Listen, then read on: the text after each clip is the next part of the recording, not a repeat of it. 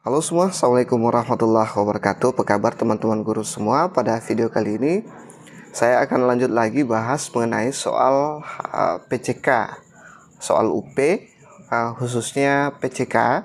Ini adalah video kedua yang terbaru saat ini, dan saya juga banyak berkomunikasi dengan teman-teman yang sudah UP sebelumnya. Alhamdulillah banyak FR yang bisa kita bahas nanti, tapi nanti sesuai nanti setelah kisi-kisi ini ya, kita akan full bahas dulu soal UP yang terkait dengan kisi-kisi, dan ada juga tambahan-tambahan FR-nya nanti insya Allah.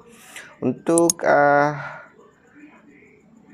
FR ada beberapa, tapi sebelum itu saya minta bantuan teman-teman untuk subscribe dulu, like dulu, share ke sosial media teman-teman agar saya makin semangat dalam mengupload video-video terkait dengan UP PPG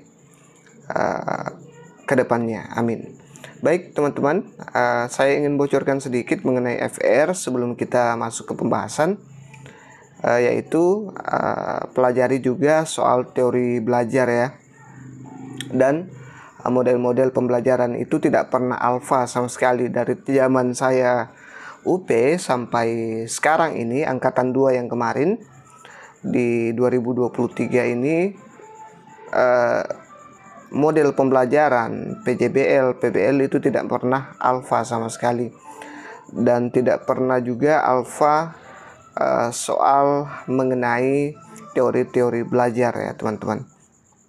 Baik, jadi yang saya akan bahas kali ini adalah PCK ya, Pedagogical Content Knowledge, sesuai dengan kisi-kisi dari angkatan 1, 2 dan sampai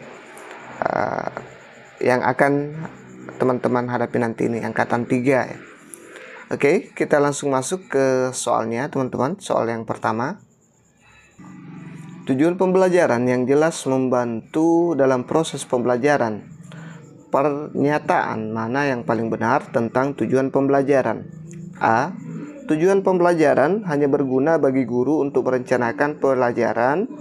B. Tujuan pembelajaran harus spesifik, terukur, mencapai relevan dan waktu tertentu. Smart. C. Tujuan pembelajaran tidak mempengaruhi proses pembelajaran. D. Tujuan pembelajaran hanya perlu disebutkan dalam kurikulum sekolah. E. Tujuan pembelajaran tidak perlu disesuaikan dengan kebutuhan siswa. Kira-kira mana jawaban di sini yang tepat teman-teman? Saya kasih waktu seperti biasa 5-10 detik untuk teman-teman jawab dulu, baru kita lanjut bahas bersama teman-teman. Silahkan.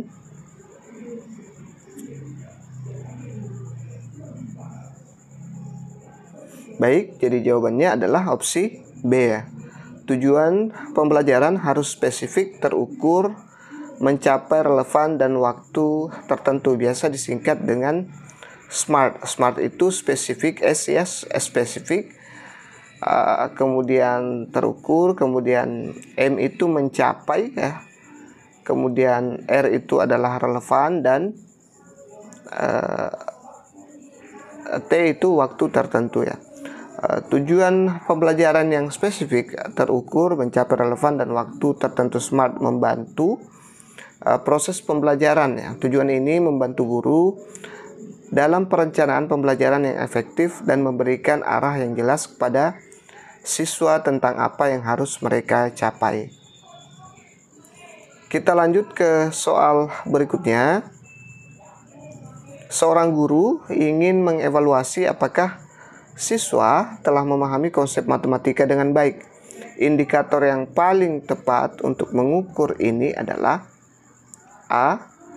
Seberapa cepat siswa menyelesaikan soal matematika. B. Jumlah tugas yang telah diselesaikan siswa. C. Kemampuan siswa dalam menjelaskan konsep matematika dengan kata-kata sendiri. D. Seberapa banyak rumus matematika yang siswa hafal. E. Keterlibatan siswa dalam diskusi kelompok terkait konsep matematika. Silahkan dijawab dulu teman-teman.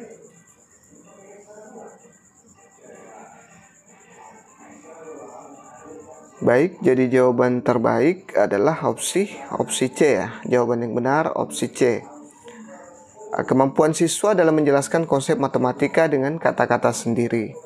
Kemampuan siswa dalam menjelaskan konsep matematika dengan kata-kata sendiri menunjukkan pemahaman mereka terhadap konsep tersebut.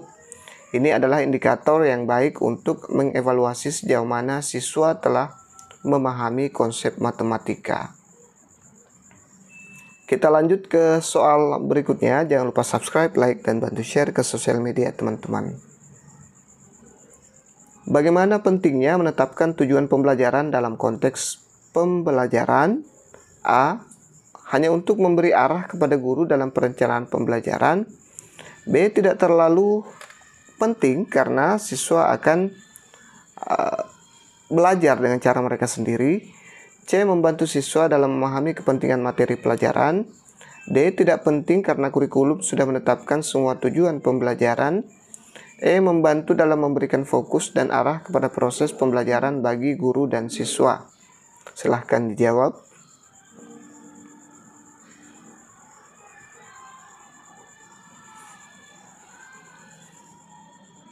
Baik, jadi jawabannya ada di opsi B ya. Membantu dan memberikan fokus dan arah kepada proses pembelajaran bagi guru dan siswa ya.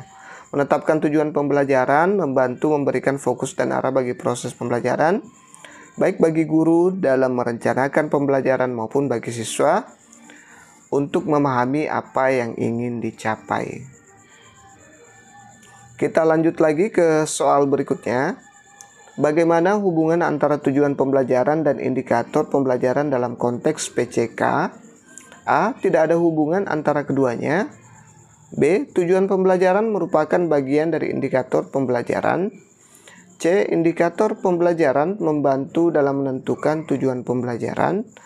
D. Tujuan pembelajaran dan indikator pembelajaran adalah hal yang sama. E. Tujuan pembelajaran dan indikator pembelajaran saling terpisah dan tidak terkait. Nah, silahkan dijawab dulu teman-teman. Yang mana kira-kira jawaban terbaik atau jawaban yang paling tepat. Baik, jadi jawabannya adalah opsi C.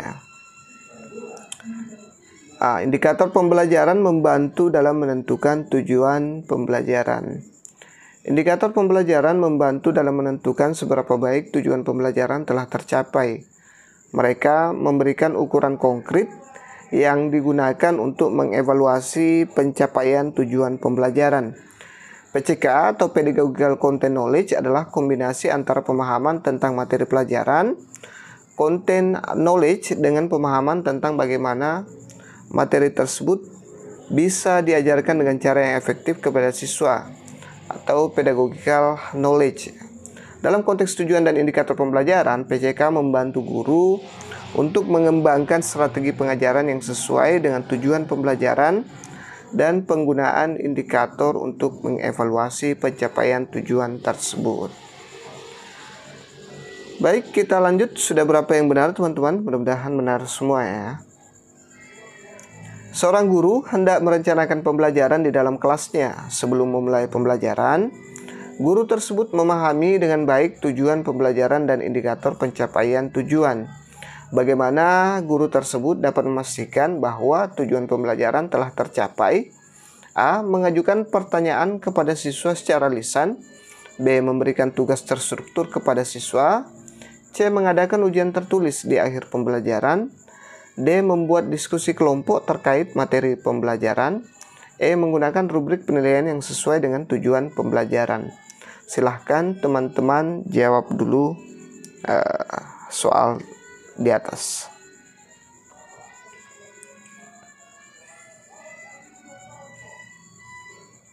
Baik, jadi jawaban yang tepat adalah opsi E, yaitu menggunakan rubrik penilaian yang sesuai dengan tujuan pembelajaran. Penilaian yang sesuai dengan tujuan pembelajaran memungkinkan guru untuk mengevaluasi sejauh mana siswa telah mencapai tujuan-tujuan tersebut. Rubrik penilaian yang jelas dan terstruktur akan membantu guru dalam menilai pencapaian tujuan secara objektif. Hal ini memungkinkan untuk mengidentifikasi sejauh mana kompetensi siswa berkembang sesuai dengan tujuan yang telah ditetapkan sebelumnya. Pilihan lainnya seperti A, B, C, D juga bisa menjadi bagian dari strategi pembelajaran yang efektif. Tetapi untuk memastikan pencapaian tujuan pembelajaran, penggunaan rubrik penilaian yang sesuai merupakan cara yang lebih spesifik ya dan terukur untuk menilai pencapaian siswa terhadap tujuan pembelajaran. Kita lanjut ke soal berikutnya. Dalam sebuah pelajaran matematika tentang geometri bidang, tujuan pembelajaran yang tepat adalah A. Memahami konsep dasar tentang segitiga, B. Mampu menggambar segitiga dengan tepat, C. Mengetahui rumus untuk menghitung luas segitiga, D. Menguasai aplikasi segitiga dalam menyelesaikan masalah kehidupan sehari-hari, E. Menghafal sifat-sifat segitiga. Silahkan dijawab dulu.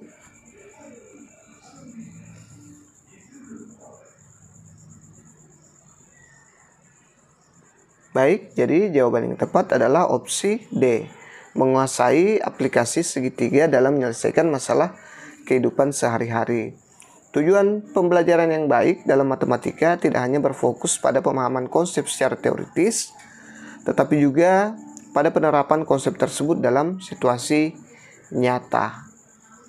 Kita lanjut ke soal berikutnya. Jangan lupa subscribe, like, dan bantu share ke sosial media teman-teman. Dalam pelajaran bahasa Inggris, untuk mengevaluasi pemahaman siswa tentang kosakata baru, indikator yang sesuai adalah A. Siswa mampu menyebutkan arti dari kata-kata tersebut, B. Siswa mampu menuliskan kata-kata tersebut dalam kalimat, C. Siswa mampu menerjemahkan kata-kata tersebut ke dalam bahasa ibu mereka, D. Siswa mampu mengingat semua kata-kata yang baru diajarkan, E. Siswa mampu mengidentifikasi dan menggunakan kata-kata tersebut dalam percakapan sehari-hari. Silahkan dijawab, teman-teman.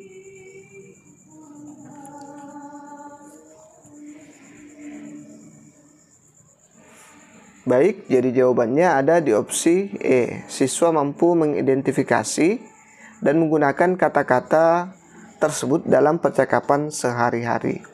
Kemampuan siswa untuk mengaplikasikan kosakata baru dalam situasi nyata menunjukkan pemahaman yang lebih mendalam daripada sekedar mengingat arti kata atau menuliskan dalam kalimat. Kalau teman-teman sudah tonton video saya sebelumnya, pasti bisa langsung memilih opsi yang paling benar ya. Kita lihat soal berikutnya. Manakah di antara opsi berikut yang bukan merupakan indikator pembelajaran yang baik? Yang bukan ya. A. Spesifik dan terukur. B. Mencakup berbagai keterampilan dan pengetahuan. C. Tidak terukur secara objektif. D. Dapat diukur secara jelas dan dapat dinilai. E. Berkaitan erat dengan tujuan pembelajaran. Silahkan dijawab.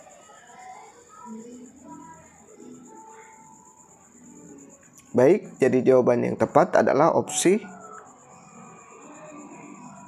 C ya, tidak terukur secara objektif. Hati-hati dengan kata bukan ini ya. Kalau kita buru-buru membaca, biasanya kita akan ketinggalan itu dan salah menjawab atau bingung dulu dan endingnya akan kehabisan waktu, teman-teman.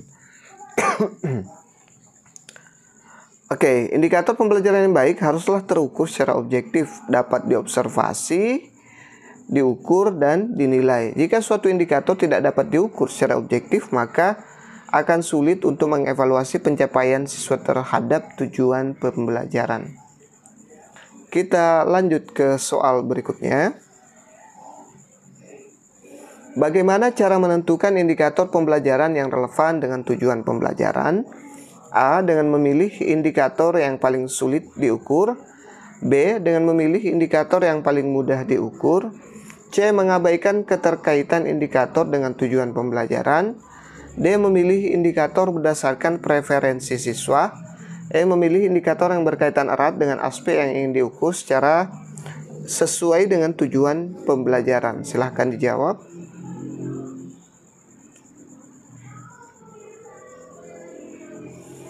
Baik, jadi jawaban yang tepat adalah opsi E ya. memilih indikator yang berkaitan erat dengan aspek yang ingin diukur sesuai dengan tujuan pembelajaran. Indikator pembelajaran yang relevan dengan tujuan haruslah terkait haruslah terkait erat dengan aspek yang ingin diukur sesuai dengan tujuan pembelajaran.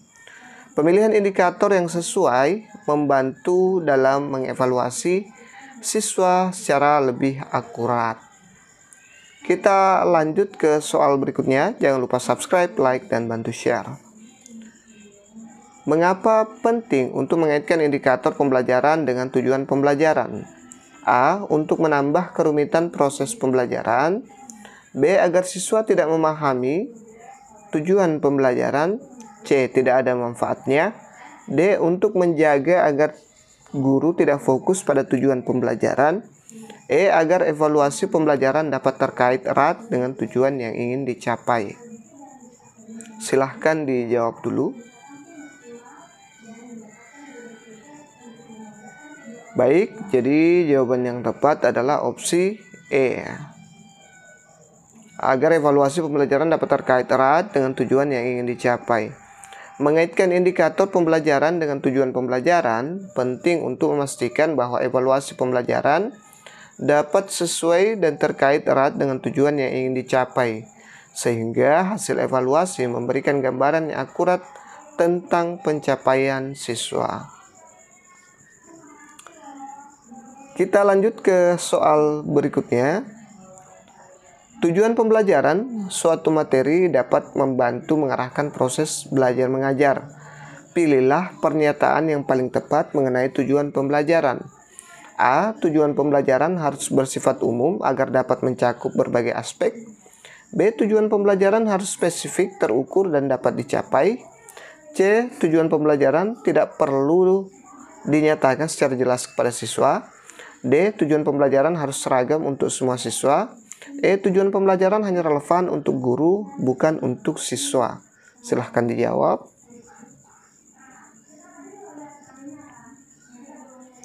Baik, jadi jawaban yang tepat adalah opsi B. Benar sekali. Tujuan pembelajaran harus spesifik, terukur, dan dapat dicapai. Tujuan pembelajaran yang baik adalah spesifik untuk memberikan arah yang jelas kepada siswa tentang apa yang ingin mereka capai. Tujuan yang terukur membantu dalam mengevaluasi pencapaian hasil belajar.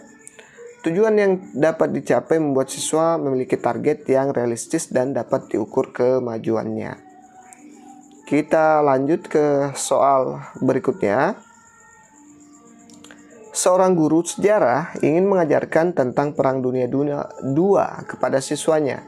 Bagaimana penggunaan PCK dapat membantu dalam pendekatan pembelajaran ini?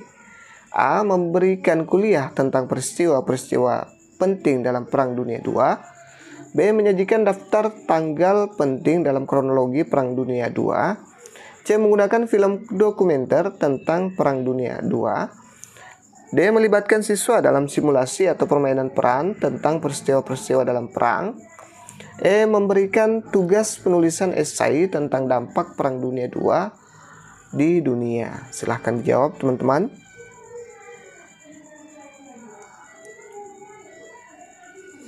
Baik, jadi jawaban yang tepat ada di opsi D, yaitu melibatkan siswa dalam simulasi atau permainan peran tentang peristiwa di dalam perang.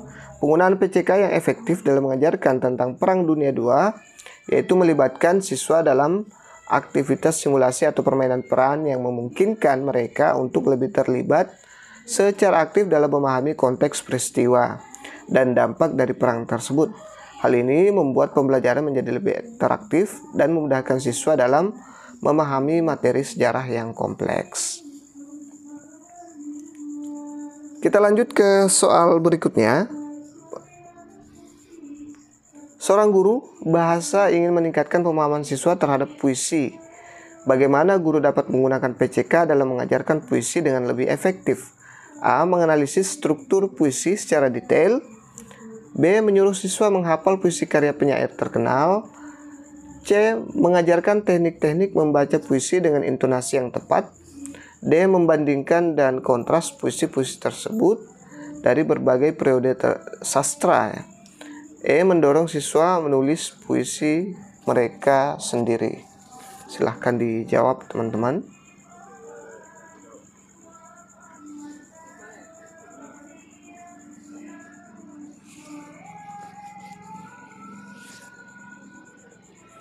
Ya, jadi jawaban yang tepat adalah mengajarkan teknik-teknik membaca puisi dengan intonasi yang tepat ya.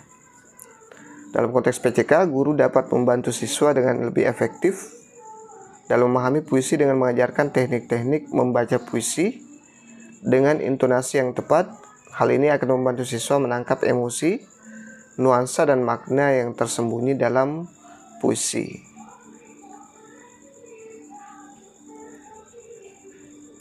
Baik, kita lanjut ke soal berikutnya. Teman-teman, seorang guru seni rupa hendak mengajarkan teknik melukis akrilik kepada siswanya. Bagaimana guru dapat menggunakan PCK dalam konteks ini? A. Memperkenalkan berbagai jenis cat akrilik kepada siswa. B. Memberikan instruksi langkah demi langkah dalam melukis dengan akrilik. C. Mengundang seorang seniman terkenal untuk memberikan demo melukis akrilik. D. Memotivasi siswa dengan menunjukkan karya seni terkenal yang dibuat dengan cat akrilik. E. Mengajak siswa bereksperimen dengan teman teknik-teknik melukis akrilik yang berbeda. Silahkan teman-teman jawab dulu, baru kita lanjut ke pembahasan.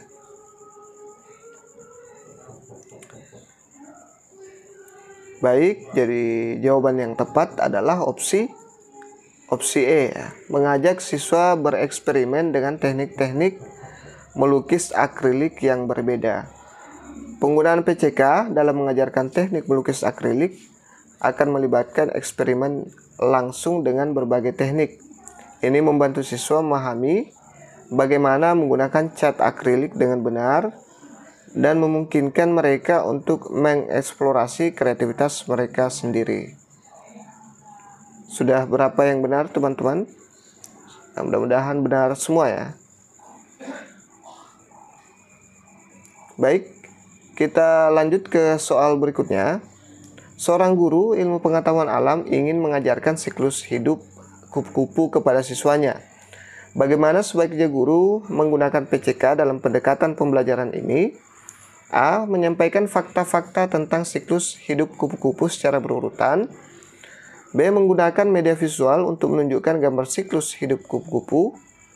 C. Mengajak siswa membuat proyek penilaian tentang kupu-kupu. D. Mengaitkan siklus hidup kupu-kupu dengan konsep ekologi secara menyeluruh. E. Membuat tes tertulis tentang siklus hidup kupu-kupu. Silahkan dijawab dulu teman-teman.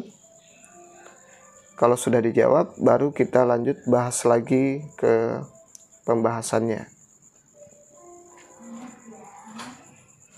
Baik, jadi jawaban yang tepat adalah opsi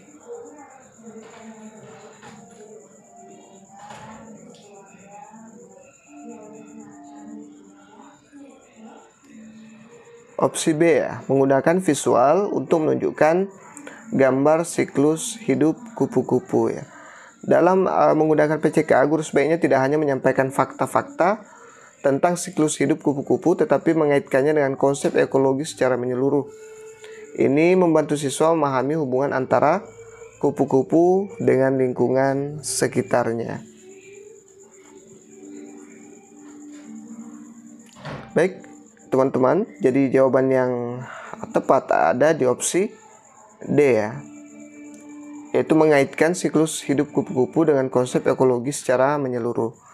Dalam menggunakan PCK, guru sebaiknya tidak hanya menyampaikan fakta-fakta tentang siklus hidup kupu-kupu, tetapi juga mengaitkannya dengan konsep ekologi secara menyeluruh. Ini membantu siswa memahami hubungan antara kupu-kupu dengan lingkungan sekitarnya. Baik teman-teman, itu saja dulu yang sempat saya share pada video kali ini. Insyaallah kita akan lanjut terus ke pembahasan berikutnya. Jangan lupa subscribe, like, dan share biar teman-teman tidak ketinggalan pembahasan soal berikutnya. Terima kasih sudah menonton. Silahkan berkomentar berapa yang benar teman-teman di kolom komentar. Mudah-mudahan benar semua ya. Sekian, semoga dimudahkan semua UP-nya dan insya Allah akan menikmati sertifikasi. Wassalamualaikum warahmatullahi wabarakatuh.